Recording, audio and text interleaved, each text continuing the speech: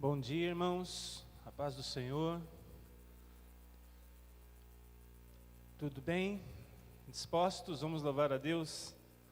Então vamos pegar a nossa Bíblia, vamos ficar em pé. Abra no Salmo de número 124.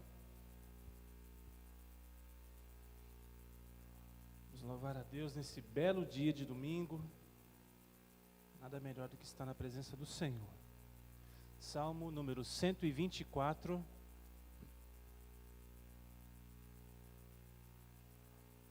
Amém? Se não fora o Senhor que esteve ao nosso lado, ora diga Israel, se não fora o Senhor que esteve ao nosso lado, quando os homens se levantaram contra nós, eles então nos teriam engolido vivos. Quando a sua ira se acendeu contra nós, as águas teriam transbordado sobre nós e a corrente teria passado sobre nossa alma. As águas impetuosas teriam passado sobre nossa alma. Bendito seja o Senhor, que não nos deu por presa aos dentes deles. A nossa alma escapou como um pássaro do laço do passarinheiro. O laço quebrou-se e nós escapamos. O nosso socorro está no nome do Senhor, Criador do céu e da terra. Amém? Pai querido, muito obrigado por mais um dia de vida. Por este domingo, Senhor Deus, tão bonito, maravilhoso que o Senhor tem nos dado. Que é a prova de que o Senhor nos ama, que o Senhor faz nascer o sol, o Senhor nos levanta nas manhãs e guia os nossos passos até a casa do Senhor, para que possamos adorar o seu nome, louvar o Senhor, bendizer o Senhor.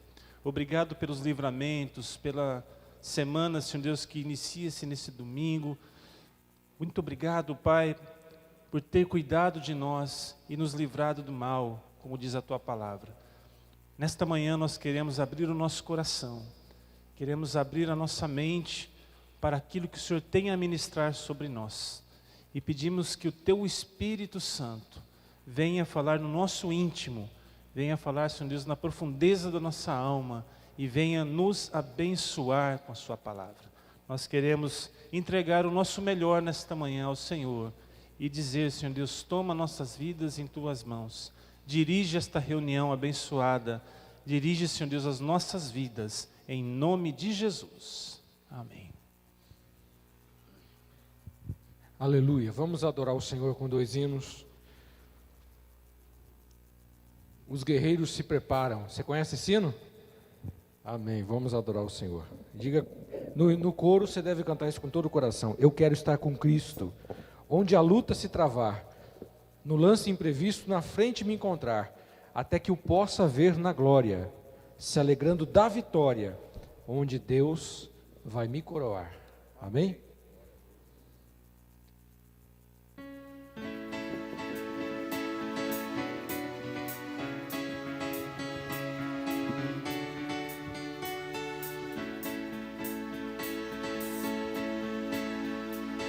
Os guerreiros se preparam, para a grande luta. É Jesus o capitão que avante os levará. Vamos com palmas? A milícia dos remidos marcha impoluta, certa que a vitória alcançará. Diga eu quero estar com Cristo, onde a luta se travar, o lance imprevisto na frente me encontrar, até que eu possa ver na glória, se alegrando da vitória, onde Deus vai me coroar. Eis os batalhões de Cristo prosseguindo avante. Não os vês com que valor combatem contra o mal. Podes tu ficar dormindo, mesmo vacilante, quando lutam contra o poder do mal. Eu quero estar com Cristo, onde a luta se travar, o lance imprevisto na frente me encontrar, até que eu possa ver na glória, se alegrando da vitória, onde Deus vai me coroar. Dá depressa, não vaciles, hoje Deus te chama para vires pelejar ao lado do Senhor. Entra na batalha onde mais o fogo inflama e peleja contra o tentador. Eu quero estar com Cristo, onde a luta se trava, o lance imprevisto na frente me encontrar, até que eu possa ver na glória, se alegrando da vitória, onde Deus vai me coroar. A peleja é tremenda, torna-se reída, mas são poucos os soldados para a batalha. Ó, vem libertar as pobres almas oprimidas, de quem furioso as quer. Vamos suas vozes agora, eu quero estar com Cristo, diga forte. Eu quero estar com Cristo, onde a luta se trava, do lance imprevisto na frente me encontrar, até que eu possa ver na glória, se alegrando da vitória, onde Deus vai me coroar. Eu quero estar com Cristo, diga com todo o seu coração. Eu quero estar com Cristo, onde a luta se trava, no lance imprevisto na frente me encontrar,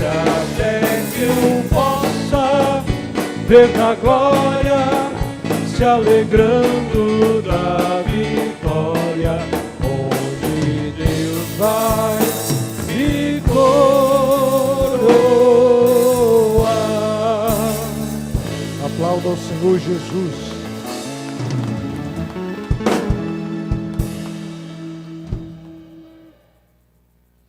E esse hino fala sobre o presente que Jesus nos deu.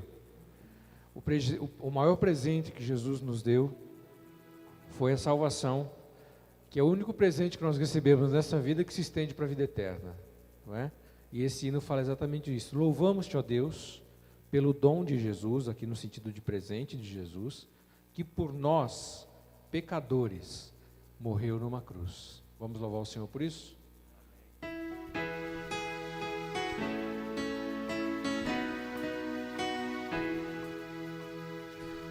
Louvamos-te, ó Deus, pelo dom de Jesus, que por nós pecadores morreu numa cruz.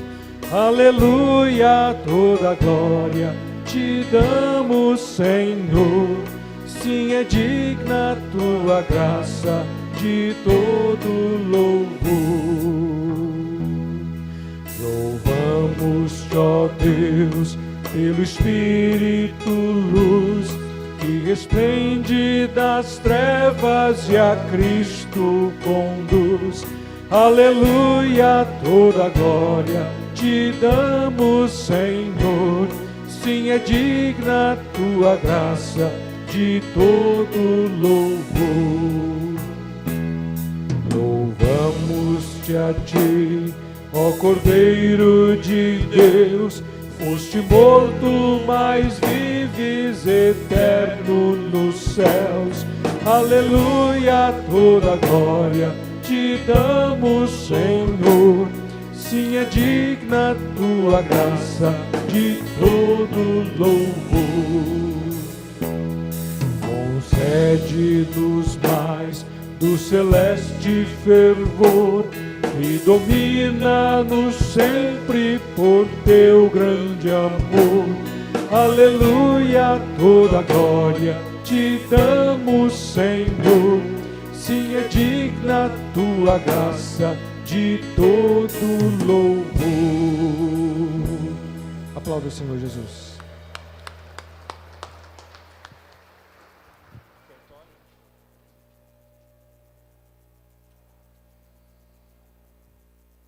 Amém. Vamos nos assentar, irmãos. Glórias a Deus.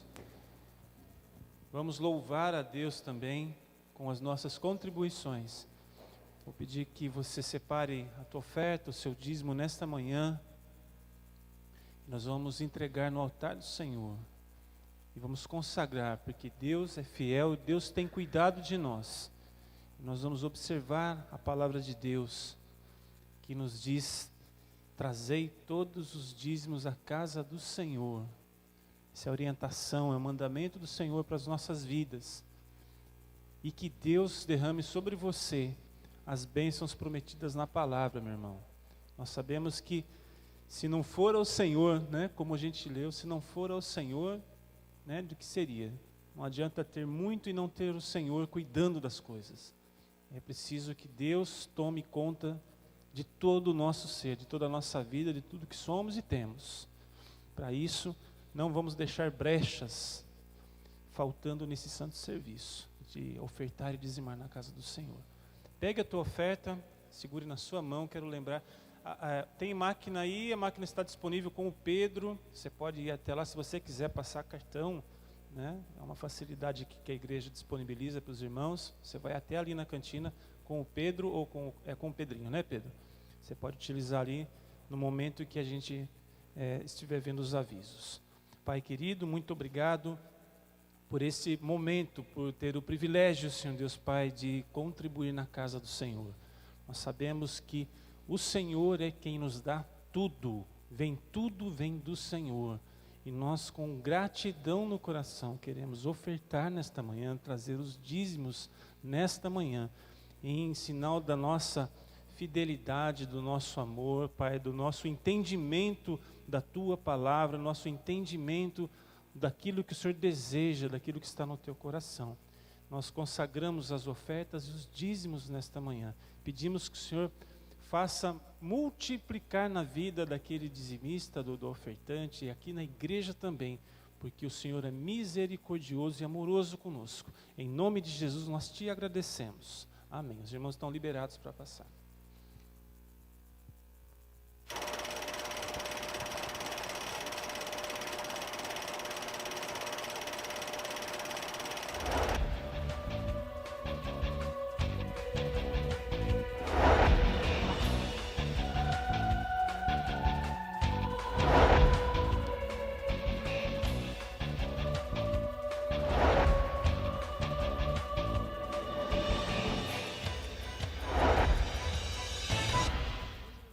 Atenção para a nossa agenda semanal de cultos e reuniões. As terças estão reservadas para as reuniões de amigos cristãos. As famílias abrem suas casas para momentos de comunhão, oração e para partilharem de uma refeição. Culto de propósitos. 7 semanas de oração por um propósito. Buscando os milagres de Deus. Todas as quintas, a partir das 20 horas. Aos sábados, reuniões de jovens e adolescentes, sempre com uma programação especial para toda a galera. Dança, teatro e muita música com o sabor dos dias de hoje, às 20 horas. Todos os domingos pela manhã, a partir das 9 horas, você ouvirá os mais belos hinos da história da igreja e desfrutará de uma mensagem inspiradora que lhe ajudará a crescer na vida cristã. Às 10h10, a ministração fica por conta da Escola Bíblica Dominical, classes separadas por faixa etárias para levar o ensino cristão a todos os participantes.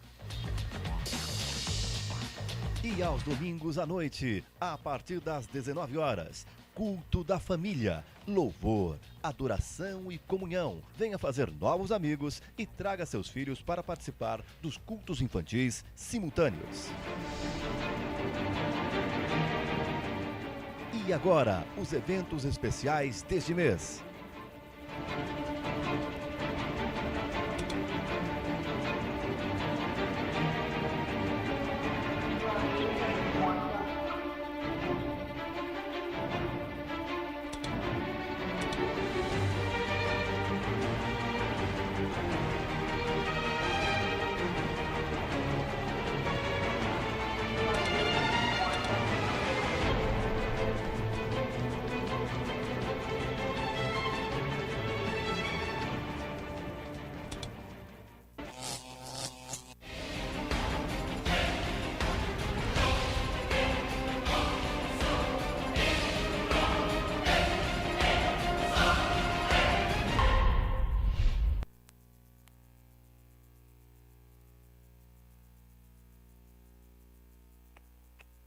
Muito bem, vamos meditar na palavra do Senhor, dando continuidade à exposição do livro de Romanos.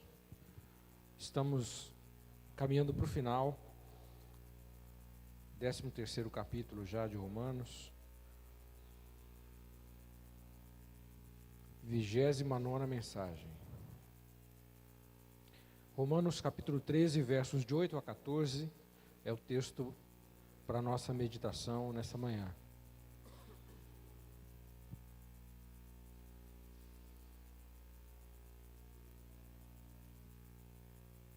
Romanos 13, 8 a 14, mesmo assentados, nós vamos acompanhar a leitura, guardando sempre a devida reverência à palavra do Senhor.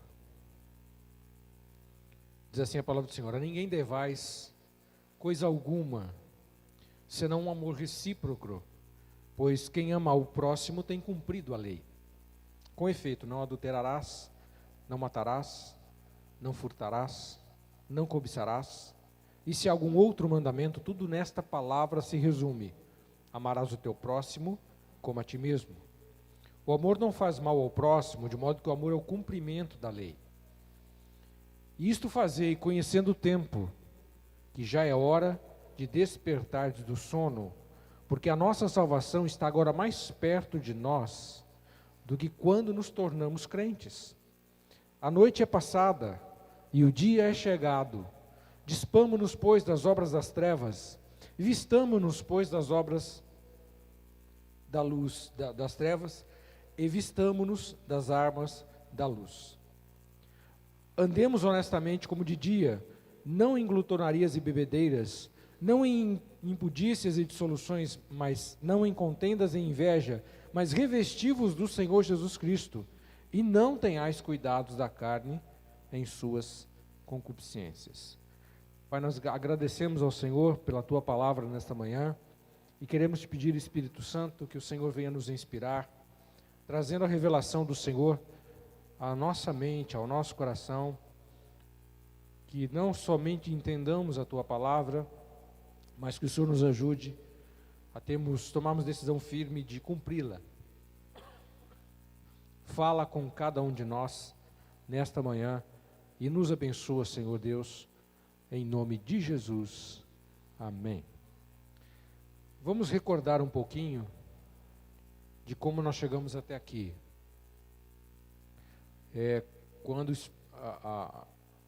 Quando existe a exposição da Bíblia, é importante a gente sempre pegar o fio da meada, né?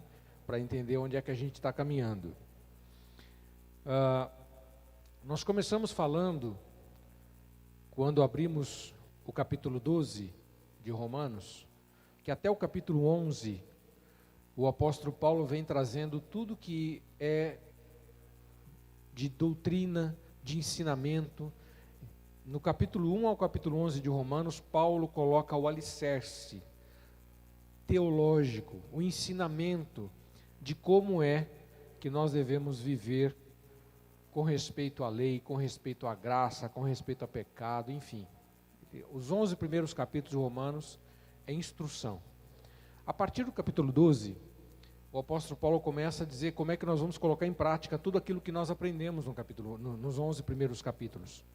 E aqui então, o apóstolo Paulo vem trazendo, inspirado pelo Espírito Santo de Deus, coisas práticas de como viver a vida, de como nos relacionarmos. Então nós começamos falando a respeito das posturas que o cristão tem que ter com respeito ao mundo, transformar a mente, mudar a mente, se adequar os padrões da vida com os padrões da Bíblia. E depois viemos falando dos compromissos. Paulo abre uma série de compromissos aqui. Ele começa a falar dos compromissos que nós temos que ter com a igreja.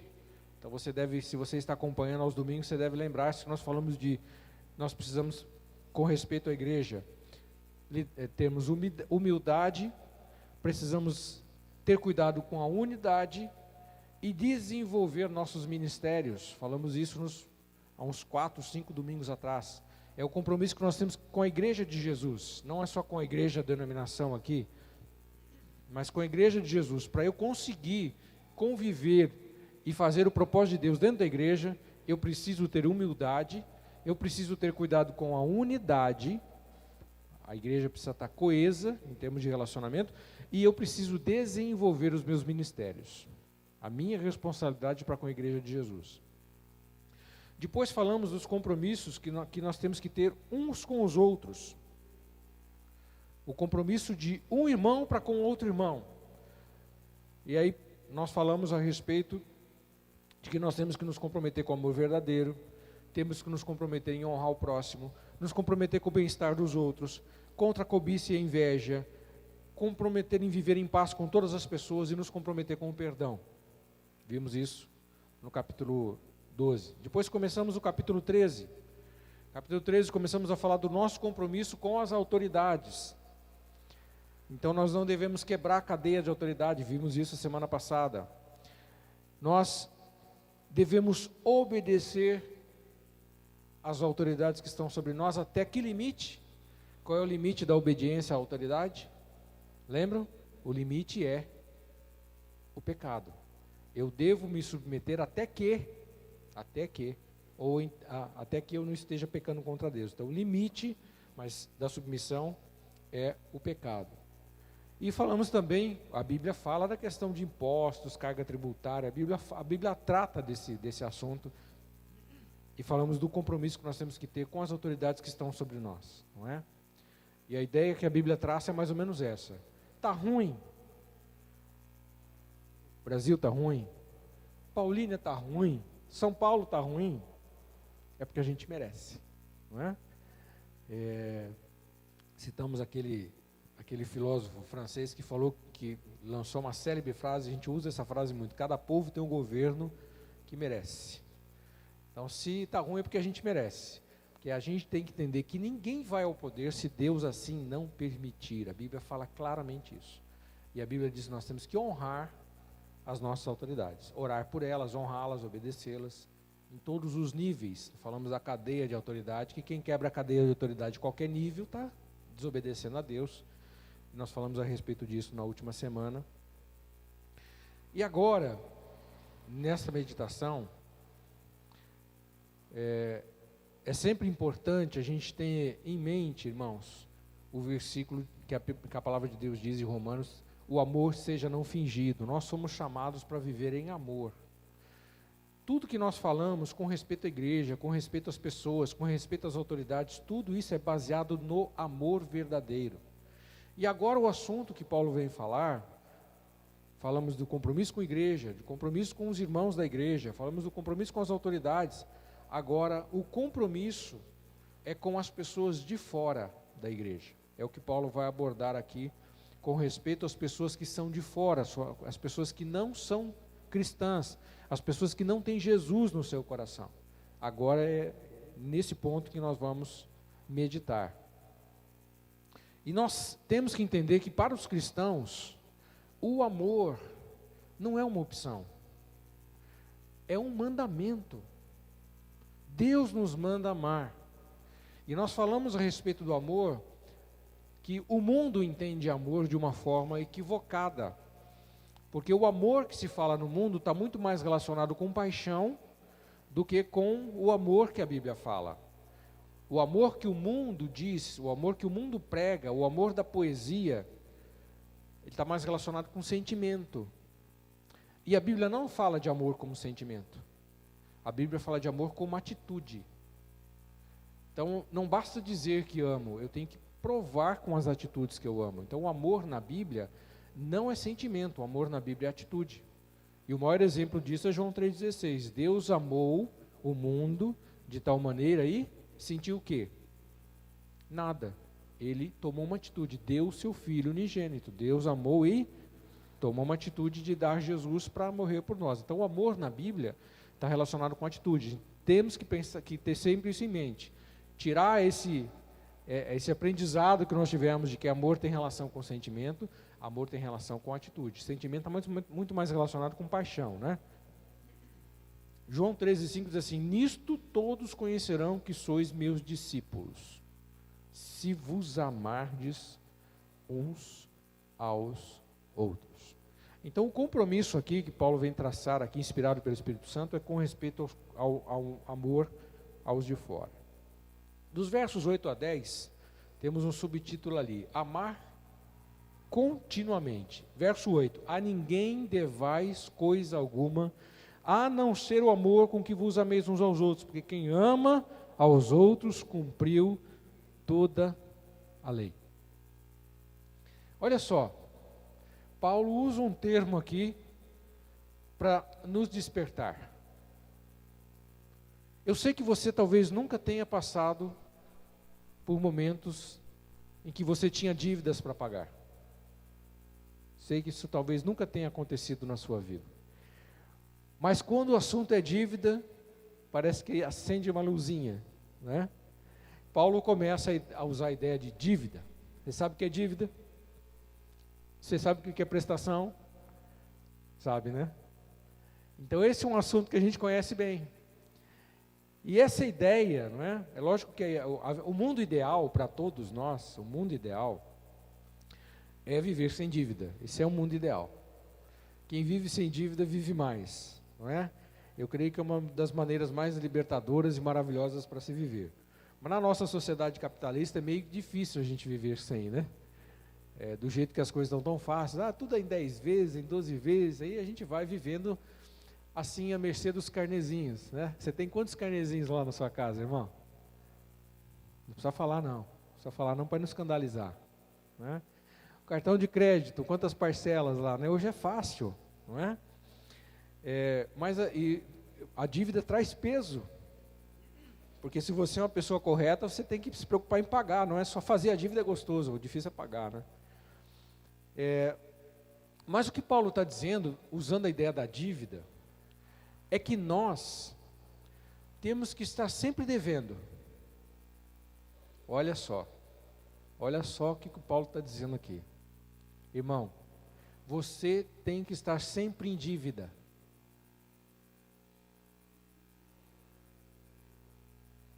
É verdade. Mas não é. Que tipo de dívida? Você tem que dever amor aos outros. É essa só. O resto você apaga. O resto você tira. Você tem que dever. Você tem dívida com todas as pessoas desse mundo. Qual é a dívida? Amor. A ninguém devais coisa alguma, a não ser Ou seja, a Bíblia diz: evite ter outro tipo de dívida. Ih, agora pegou, hein? Para todos nós. O amor é uma dívida que nunca vai ser quitada. É essa a ideia do versículo. Evite dever as coisas para as pessoas. Evite fazer dívidas com as pessoas de qualquer outro tipo. Mas com o amor, nós temos que estar sempre devedores. É uma dívida que nós nunca vamos pagar. Lógico que a gente, quando contrai uma dívida, né? A gente sempre acha que a gente tem condição de pagar. Às vezes a gente acha certo, às vezes acha errado, né? Mas a ideia é essa, que nós temos uma dívida com as pessoas. E essa dívida nunca vai ser paga, que é a dívida do amor. E a Bíblia diz que se nós amarmos os outros como devemos, se nós temos isso em mente, eu devo amor para todo mundo, eu devo amor. Eu devo amor para com os crentes, eu devo amor principalmente para com os não crentes, eu devo. Eu tenho uma dívida com aquele que está lá fora que não conhece Jesus. Qual é a dívida? Amá-lo. Essa é a minha dívida. Eu não posso dever nada com respeito às outras coisas, mas o amor, eu tenho dívida com aquelas pessoas. Se nós vivemos com esse pensamento, o que a Bíblia diz? Como consequência disso, se eu viver dessa forma, como consequência, eu vou conseguir cumprir a lei. E a lei aqui está falando com respeito aos mandamentos morais da Bíblia, né? Que estão resumidos lá no Decálogo, nos 10 mandamentos.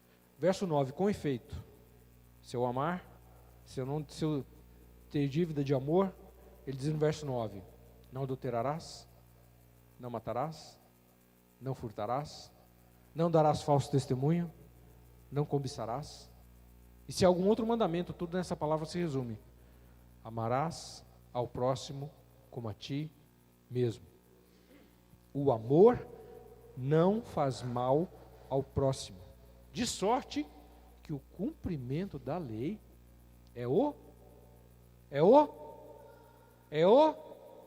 fala alto, diga, o cumprimento da lei é o amor. É lógico que Paulo está dizendo aqui com respeito a obter salvação, não é esse o tema aqui, tá? Cumprindo a lei eu não vou ser salvo, vou ser salvo pela graça de Jesus, mas presta atenção no tema, ele está falando com respeito a cumprir a lei moral. Sabemos, Paulo falou isso, né, versos capítulo 1 a 11, que pelas obras da lei nenhum homem será justificado, está lá em Romanos 3:20, você deve ter lembrado disso se você acompanhou a exposição. Nós não podemos obedecer de forma perfeita a lei do Antigo Testamento, que é por isso que a gente precisa de Cristo, porque Cristo foi o único que conseguiu obedecer a lei perfeitamente. Nós vivemos a lei para a glória de Deus, não para sermos salvos. Nós vivemos a lei porque nós somos salvos. Dá para entender a diferença, né? Eu não vivo a lei para ser. Eu já sou salvo em Cristo, mas eu preciso viver a lei porque eu sou salvo, então eu tenho que ter obrigação de viver a lei. Então Paulo diz que tudo aqui está sintetizado no amor pelo próximo. E Paulo cita aqui Levítico 19:18, que é um texto em que Jesus cita também nos evangelhos: amarás o seu próximo como a si mesmo. Como é que você ama a si mesmo. Você ama a si mesmo? Ama? Eu não... Se alguém começar a se beliscar, a se bater, aí você fala, você é louco, né? A gente tem muito cuidado com a gente mesmo, não é verdade? Você tem cuidado com a sua alimentação, você tem cuidado com o seu vestuário, você acordou hoje de manhã, lavou o rosto, fez isso? Se não lavou, está com as remelas aí nos olhos, né? Você escovou os dentes, você tomou café, você se vestiu, tomou banho, você se apronta, você se cuida. O mesmo cuidado que nós temos conosco, esse cuidado que a gente tem em preservar a nossa vida, Paulo diz assim, estenda isso aos outros. Paulo não, a Bíblia, né? Ame da mesma forma como você se ama. Ame os outros também. E quem que é o próximo? Fizeram essa pergunta um dia para Jesus, né? Jesus tinha acabado de falar a respeito dessa questão aí. Aí alguém perguntou isso para Jesus. Lembra? Quem que é o próximo? O que que Jesus falou? Jesus contou uma parábola. Qual parábola que ele contou? Do samaritano. Lembra? Quando alguém perguntou assim, Jesus, quem que é o meu próximo? Jesus contou a parábola do samaritano. E o que Jesus queria dizer com aquilo? Como é que eu amo? Quem que é o meu próximo? O que Jesus queria dizer com a parábola do samaritano? Ele queria dizer o seguinte, qualquer pessoa que Deus colocar no seu caminho, ame. Se formos resumir a parábola do samaritano em uma frase, seria essa frase para resumir. Tem muita coisa boa na parábola do samaritano, mas resumindo, Jesus quer dizer isso. Quem que é o meu próximo? A Bíblia fala do samaritano, que estava lá caminhando, viu alguém que tinha acabado de ser assaltado, estava lá moribundo, passa o sacerdote, passa o levita e ninguém, mas o samaritano vai lá, pega aquele homem, leva para a hospedaria, cuida dele, vai embora e fala assim, olha, para o hospedeiro, para o homem do hotel, se tiver mais alguma coisa que você for gastar com ele, eu te pago na volta. Aquele homem se importou com alguém que precisava, alguém que estava no seu caminho. Então a tese, a ideia da parábola é qualquer pessoa que Deus colocar no seu caminho, ame. Demonstre amor por ela. É isso que Jesus quer dizer, isso que Jesus diz com respeito ao próximo. Qualquer pessoa que Deus colocar na sua vida, qualquer pessoa que Deus chamar a sua atenção com respeito a ela, ajude essa pessoa. Mantenha os olhos abertos, irmãos. Que o que Jesus quis dizer com a parábola é que nós corremos um risco muito grande dentro da nossa religiosidade. Jesus cita o sacerdote, Jesus cita o levita, que eram pessoas extremamente religiosas, que eram pessoas que em tese precisavam amar aquele homem que estava quase morto ali. Essa é a ideia da parábola. Às vezes na nossa religiosidade a gente fica tão fechado que esquece que o nosso maior objetivo é amar as pessoas. A gente está bem cuidadinho, nós estamos na igreja, estamos salvos, estamos na bênção, aleluia. Mas e os outros? E as pessoas que Deus coloca no nosso caminho? E os nossos familiares? Nós temos que amar essas pessoas. Lembre-se que amor não é sentimento. Amor é atitude. Repita, amor é atitude. Então qual é a atitude de amor que eu vou ter com aquelas pessoas que Deus coloca no meu caminho? É nisso que nós temos que pensar. Então a primeira coisa que o apóstolo Paulo fala aqui com respeito a esse tema do amor é amar continuamente. A segunda coisa dos versos 11 e 12 até a primeira parte do verso 12, 12a, amar imediatamente. E isto digo conhecendo o tempo, que já é hora de despertarmos do sono, porque a nossa salvação está agora mais perto de nós do que quando aceitamos a fé. A noite é passada e o dia é chegado. Rejeitemos, pois, as obras das trevas e vistamo-nos das armas da luz. Paulo está usando uma linguagem aqui que expressa urgência. Ele enfatiza a urgência do momento. Uma frase dos versículos 11 e 12, resumindo, poderia ser dita mais ou menos assim: crente, não fique apenas vagando pela vida, você tem pessoas para amar. Acorde e se ocupe em amar. É mais ou menos aquela palavra de desperta. Às vezes a religiosidade nos deixa como que dormindo dentro da nossa própria zona de conforto. Porque o lugar da zona de conforto é um lugar propício para dormir. Você tem um lugar que é a sua zona de conforto? Tem ou não? Que é aquele lugar em que você descansa, relaxa? Você tem? Eu tenho lá na minha casa, a Ângela até briga comigo. Se eu tenho um lugarzinho do sofá que se eu deitar eu durmo. Ela quase todo dia briga comigo. Vai deitar na cama, porque eu chego ali e durmo. Ali é terrível. Aquele lugar me chama. É a minha zona de conforto. Ali, se eu deitar daquele jeito, pode ter certeza que eu vou dormir. A gente na nossa zona de conforto, a gente dorme. Porque está tudo gostoso, confortável. Aquele lugar que você se acomoda bem, ali é bom. E às vezes dentro da nossa religiosidade a gente fica assim. Às vezes não, a gente fica assim. De vez em sempre. Na nossa zona de conforto, está tudo sossegado. Está tudo bem, estou na bênção, estou com Deus. A gente dorme. E aí o que Paulo está dizendo? Acorda. Desperta. Desperta para a realidade que o tempo está acabando, que o mundo está chegando, que o juízo está chegando, o juízo de Deus. E desperta para a realidade que Jesus está voltando. Acorda. E nós precisamos, a noite já é passada, o dia é chegado. Desperta.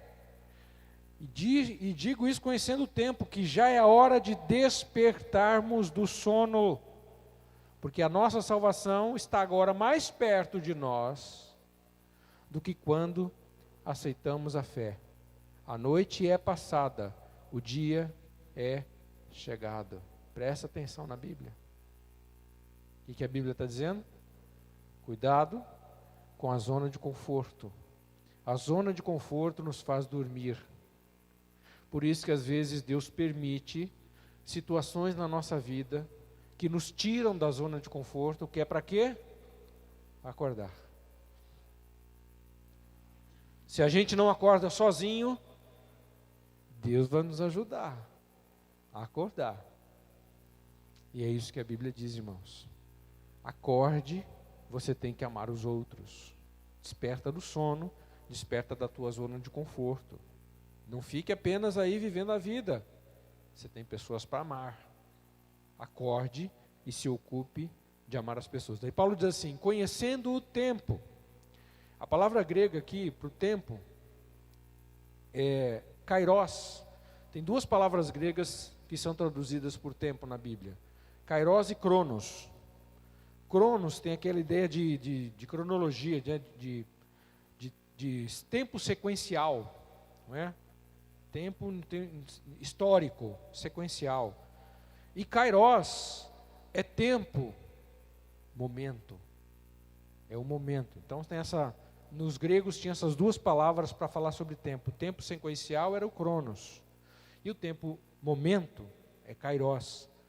Então Paulo está dizendo assim, ó. Nós estamos vivendo num período, no tempo, no kairos, que é crucial que amemos uns aos outros. Nesse tempo que a gente está vivendo, nós precisamos amar. Não está falando de todo o tempo, está falando nesse tempo. Nós precisamos amar todas as pessoas. Ele está querendo dizer o quê? Não há tempo a perder, porque o momento que a gente vive é o momento que nós temos que amar as pessoas. Paulo diz no verso 11, que nós precisamos acordar do sono, pois a nossa salvação está mais próxima do que quando aceitamos a fé. Que salvação? Lembre-se, quando nós falamos de salvação, a salvação na Bíblia tem 3 tempos. Salvação na Bíblia, 3 tempos. Tempo passado, tempo presente e tempo futuro. Quando é que a Bíblia se refere na salvação no tempo passado? Quando eu fui salvo. Quando é que você foi salvo? O dia que você conheceu Jesus. Qual foi o dia que você conheceu Jesus e que você confessou Jesus como Senhor da sua vida? Você sabe desse dia? Eu lembro dia, mês, ano e horário. Eu sei da minha salvação. dia, mês, ano e horário. Eu sei o dia exatamente em que alguém apresentou Jesus para mim e que eu disse, eu quero. Eu lembro desse dia. Eu fui salvo naquele dia. Mas salvação também é tempo presente, porque eu estou sendo salvo, eu estou vivendo na graça de Deus. Eu estou vivendo com Deus. Eu preciso perseverar, eu estou em processo de salvação. Eu fui salvo, mas a salvação, ela não é estática, ela é dinâmica. Eu estou sendo salvo, eu estou vivendo com Deus ainda, estou vivendo com Jesus, estou perseverando. Eu estou sendo salvo. E salvação no tempo futuro é a glorificação. É quando eu chegar ao céu, através da morte ou através da segunda vinda de Jesus. Salvação é passado, presente e futuro. Então Paulo está falando agora da glorificação. Todo mundo, ele sabe que todo mundo que ele está falando está salvo. Ele diz assim, mas a nossa salvação final, a nossa glorificação, está mais perto do que quando a gente aceitou a fé. E você sabe que está mesmo. Se estava perto para Paulo, está muito mais perto para nós. Porque dizem os estudiosos aí, nessa área de escatologia, que nós somos a última geração. Então está dizendo assim, gente, nós precisamos nos ocupar de amar as pessoas, porque a glorificação, a nossa ida para o céu está muito próxima. E nós precisamos fazer o máximo para levar o máximo de pessoas que nós conhecemos junto conosco. Essa é a urgência da palavra de Deus. Por isso que ele está dizendo assim, gente, desperta do sono, desperta da zona de conforto. Ame as pessoas. Ajude as pessoas a chegar no céu. Acorda. Essa é a palavra de Deus. Ou seja, precisamos amar continuamente? Precisamos. Mas precisamos amar imediatamente. Nós precisamos tomar atitude. Precisamos sair da nossa zona de conforto, da nossa casa. E ir em direção das pessoas que não conhecem Jesus com o objetivo de salvá-lo. Você concorda comigo que nós perdemos muito dessa ênfase evangelística, nós igreja? Não estou falando só na Monte Calvário, não. Estou falando de igreja de Jesus no Brasil, no mundo. São poucos os momentos e poucas as pessoas que se preocupam com a evangelização. E a incoerência é que esse é o nosso maior serviço. Podemos fazer muitas coisas na igreja. Tudo que estiver sendo feito na igreja, que não tenha objetivo de ganhar pessoas, é secundário. É secundário. Porque o maior objetivo da igreja é ganhar pessoas. Eu tenho dito isso aos líderes de ministério. E é ministério de departamentos. Tudo que nós fazemos só para crente é secundário. Nós temos que fazer algo para os crentes, faz parte, mas o primeiro objetivo, ganhar pessoas, porque essa é a prioridade. Escola dominical tem que ter objetivo evangelístico. Louvor tem que ter objetivo evangelístico. Missões, em tese, já tem objetivo evangelístico. JNI, objetivo evangelístico. Ministério com casais, evangelístico. Ministério com mulheres, evangelístico. Ministério com homens, evangelístico. Tudo tem que ter foco. Foco tem que ser ganhar pessoas. Então nós temos que fazer o quê? Ter esses dois pesos importantes. O objetivo principal é ganhar pessoas e eu tenho que ter base também para não só ganhar, mas ter base para sustentar as pessoas que já estão ganhas. Então o nosso trabalho é prioritariamente ganhar e em segundo plano sustentar as pessoas que nós ganhamos. Mas nós temos que entender, irmãos, isso igreja, com respeito à igreja. Agora, pessoalmente eu gostaria que você refletisse, porque eu estou fazendo essa reflexão na minha vida. Pessoalmente, estamos dormindo? Estamos na nossa zona de conforto e não estamos preocupados com a salvação das pessoas? Você está dormindo? Eu estou dormindo? A palavra de Deus é: desperta. Desperta. Desperta para a realidade de que nosso maior objetivo pessoal tem que ser ganhar pessoas para Jesus. Quais? As pessoas que eu não conheço? Não, Deus não está pedindo isso. Ganhe as pessoas que você conhece. Porque, irmãos, a gente sabe disso. Apesar de fazermos evangelismo e eu acreditar no evangelismo fora da igreja, eu acredito, o resultado dele é muito pouco hoje. Né? Na época que eu conheci Jesus, aí, quase mais de 30 anos atrás, tinha para praça, levava a banda para praça, fazia panfletagem. A igreja era muito mais atuante fora. E naquela época até que funcionava. Os apelos evangelísticos. Tinha gente que queria aprender a Bíblia. A escola dominical tinha esse foco mesmo de ganhar pessoas. E as pessoas vinham. Tem muita gente que era ganha para Jesus através do estudo da Bíblia. Hoje é mais difícil, pela sociedade que a gente vive. Então, quando as pessoas preocupadas com essa área de evangelismo falam, tem se falado que a forma mais contundente de evangelismo é através de relacionamento. Então, eu até entendo que é bom fazermos evangelismo fora. Fazemos, vamos fazer. Estamos com um projeto, inclusive, que vai entrar logo, logo aí, para evangelismo fora. Funciona. Mas o que mais funciona é o relacionamento. É eu ganhar para Jesus pessoas que eu conheço. Porque essas pessoas estão mais fáceis, já conheço essas pessoas. É mais fácil convidar para vir à igreja, mais fácil ir até a casa dela falar de Jesus. É mais fácil contar o testemunho. E nós temos muitas pessoas que conhecemos na nossa família, os nossos vizinhos, no nosso trabalho, na escola. Você tem muita gente que você conhece que não conhece Jesus. Então aqui que a gente tem que pensar. Desperta. Sai da zona de conforto. Porque o tempo está chegando. E nós temos responsabilidade de ganhar essas pessoas para Jesus. Então a ideia é, não passe a vida como um sonâmbulo, né? Acorde e expresse o seu amor enquanto ainda temos tempo. E a terceira e última consideração, dos versos 12, segunda parte do verso 12 até o 14, amar intencionalmente, ou seja, ame aos outros propositadamente, deliberadamente, de forma decidida, intencional. Veja a segunda parte do verso 12. Rejeitemos, pois, as obras das trevas e vistamo-nos das armas da luz. Paulo está usando aqui a figura do vestuário, não é? Eu já disse isso. A gente, hoje de manhã, quando a gente acordou, não é? Que roupa que a gente vai usar? Vocês pensaram nisso hoje de manhã, quando acordaram? Que roupa que eu vou pôr hoje? Tem que pensar, né, gente? Em minha casa eu tenho a minha personal style. Eu tenho minha personal style. Que roupa que eu vou hoje bem? A gente se preocupa com isso, né? Porque eu sei que se eu deixar por mim mesmo, talvez eu venha com uma calça cor de abóbora e uma camisa amarela, combinando. Eu sou ruim para esse negócio de estilo.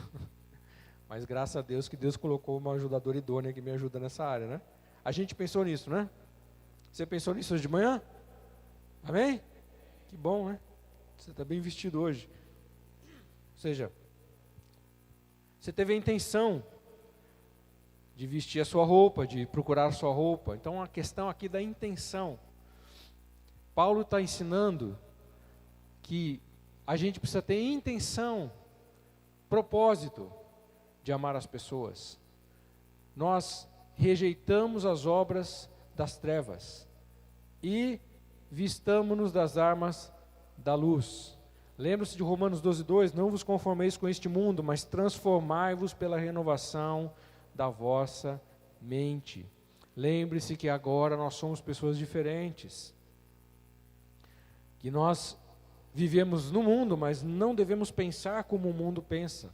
Verso 13, andemos honestamente, honradamente, como de dia, não em glutonarias, nem em bebedeiras, nem em desonestidade, nem em dissoluções, nem em contendas e inveja. É engraçado que Paulo gosta de usar essa expressão, andemos, andar. Está usando essa palavra para descrever a vida cristã. E essa palavra andar aqui, Paulo usa 33 vezes nas suas cartas. É bom, não sei quem contou, mas alguém contou. 33 vezes no Novo Testamento. Então ele está dizendo, mostre o seu amor. De que forma? De forma diferente do mundo. Como é que o mundo mostra que está vivendo? Ele fala lá, bebedeiras, glutonarias, é assim que o mundo vive. Você é cristão? Não viva desse jeito. Viva de forma diferente. Também não com desonestidade, nem com dissoluções, nem contendas e inveja. A tese é viva de forma diferente. Nesse processo de amar as pessoas, nós temos que viver de forma diferente como que o mundo vive. Diz o verso 14, mas revesti-vos do Senhor, Jesus Cristo, e não tenhais cuidado com a carne e com as suas concupiscências. Então a ideia, irmãos, é que nós tomamos uma decisão de nos vestir. Então você teve que tomar essa decisão hoje de manhã, de tirar o seu pijama, quem dorme de pijama, de tirar a roupa de dormir, e você teve a intenção de se despir da roupa de dormir e se vestir da roupa para vir para o culto. A ideia que Paulo está dizendo é a mesma. Tome a decisão de se despir, né, de forma aqui, entre aspas, despir das roupas que o mundo vive, que o mundo usa. Roupa é alguma coisa que a gente vê, todo mundo vê. Se dispa das roupas que o mundo usa, glutonaria, bebedice, desonestidade, dissolução, contenda, inveja, o mundo vive assim. Tire esta roupagem e se revista de Jesus. E essa é uma decisão que cada crente toma, cada um de nós toma. Eu tenho que ter intenção de tirar essas coisas da minha vida. Se eu estou vestido de inveja, se eu estou vestido de contenda, se eu estou vestido de dissolução, se eu estou vestido de desonestidade, eu tenho que tirar essa veste e me vestir das coisas que Jesus Cristo quer. E como a tese aqui é amor, tese do que Paulo está falando é amor, eu tenho que tirar essa roupa do conformismo, do comodismo, e me vestir deste foco, que é o foco que a Bíblia coloca, que Jesus coloca, ganhar pessoas para Ele. Não tenhais cuidado da carne, significa não volte a sua vida para as coisas do pecado, porque o amor verdadeiro só vai vir para nós quando nós nos revestimos do Senhor Jesus. Eu gostaria de finalizar com esse pensamento. Gostaria que você guardasse esse pensamento, ou guardasse essa frase. Vamos repetir para a gente guardar.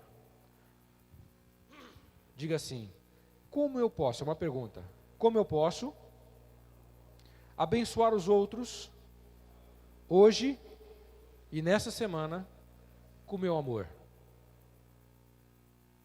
Como eu posso, diga de novo, abençoar os outros hoje e nesta semana com meu amor?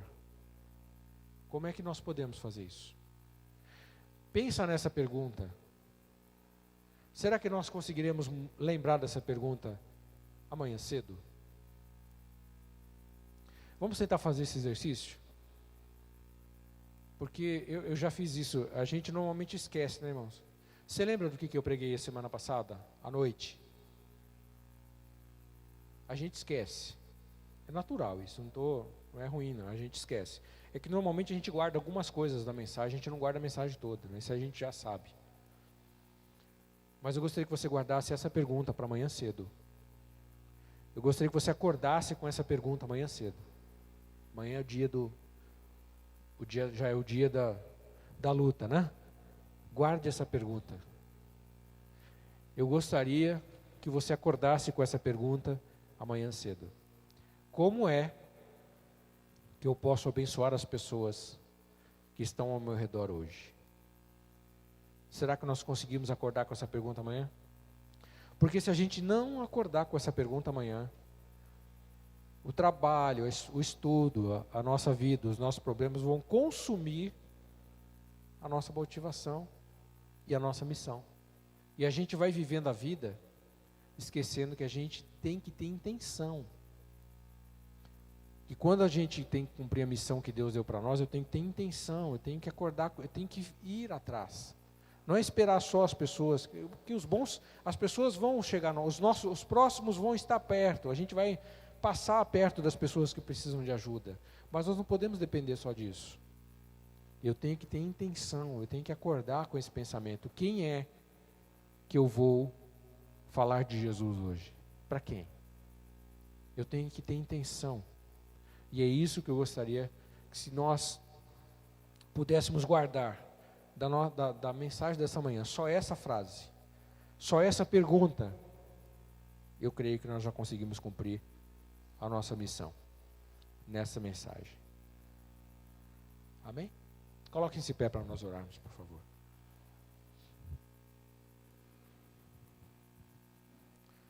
E aproveite para erguer as mãos em direção à taça. Nós vamos orar pela taça também. Pai querido, nós queremos abençoar a vida dos nossos irmãos e irmãs que têm colocado os seus pedidos aqui na taça de oração. São os mais diversos pedidos que estão aqui mencionados. Mas nós cremos, Deus, que aqueles que oram, oram com fé, que aqueles que pedem, pedem com fé. Sabem que podem receber, que o Senhor é galardoador daqueles que te buscam. E em nome de Jesus, nós pedimos que o Senhor abençoe cada pedido que está mencionado nessa taça. E abençoe os nossos irmãos e irmãs, todos nós nesta manhã. Abençoa, Deus, os nossos professores e professoras, nos momentos da escola bíblica, que o Senhor use cada um deles como canal, para que a excelência do Teu poder se manifeste, a Tua palavra seja ensinada e todos possamos aprendê-la. Abençoa cada um, ó Deus, dando a unção do Senhor. Abençoa-nos nesse dia, Deus. Dá-nos da Tua graça sobre cada um de nós. E que o Teu Espírito Santo nos conduza em triunfo e em vitória neste dia. Guarda-nos, dando-nos descanso e abençoando o nosso culto dessa noite. Que a graça do nosso Senhor e Salvador Jesus Cristo, que o grande amor do nosso Deus e Pai, que as consolações do Espírito Santo e a comunhão estejam sobre cada um de nós, durante todo esse dia, toda essa semana, em nome de Jesus. Amém? Tome um cafezinho, daqui a pouco toca o sininho para a escola bíblica. Vamos na paz do Senhor. Não esqueça, irmãos, vigília. O Valdeci está com um convite. Se você for convidar a gente para vigília de ascensão profissional, para você convidar pessoas do seu trabalho, seu chefe, pega o convite com o Valdeci lá na porta. Só pega quem vai convidar. Você não vai convidar para deixar na Bíblia, não é para pegar, tá bom? Deus abençoe.